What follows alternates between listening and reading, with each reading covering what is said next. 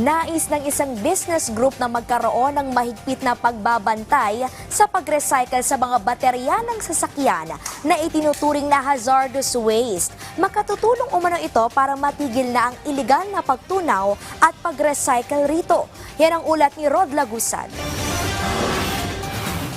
Nananawagan ng isang business group sa Department of Environment and Natural Resources na mahigpit na ipatupad ang maayos na koleksyon at pag-recycle ng used lead-acid batteries o mga baterya ng mga sasakyan.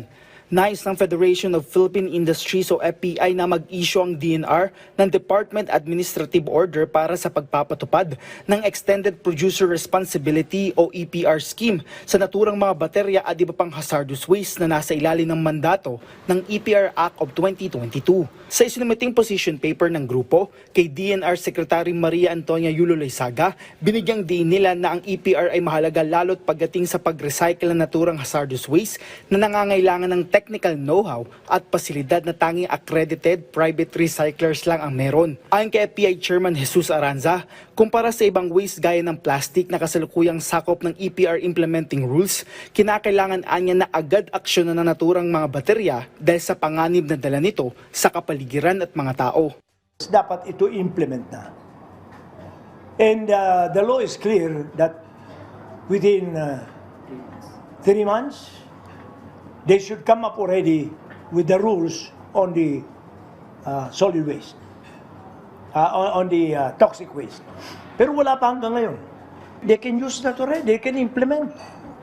Hindi kailangan maghintay ito because there is no objectionable provisions insofar as toxic materials are concerned or hazardous. Itinutulak din ng grupo ang pagkakaroon ng one-to-one scheme kung saan kung ilan ang nakolektang baterya ng isang business entity ay ito lang din dapat ang dami na pwede nitong ibenta. Ibig sabihin nun, ikaw ang nagbenta, ikaw din ang kumuha. Yeah. Ikaw na mag-process ng waste. Ikaw ang nagtapon ng basura, kung basura yan, ikaw ang bumili ng pagkain, ikaw na ang kumuha. Pero dapat sa toxic lang yan. Hindi uubra sa mga rappers kasi kalat na kalat yan ng toxic, isang bit-bit mo lang.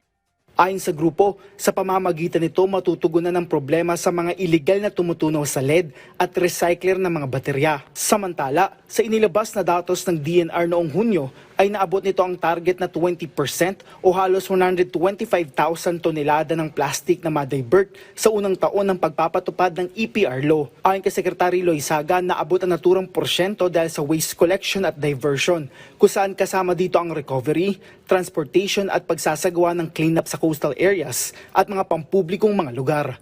Rod Lagusad para sa Pambansang TV sa Bagong Pilipinas.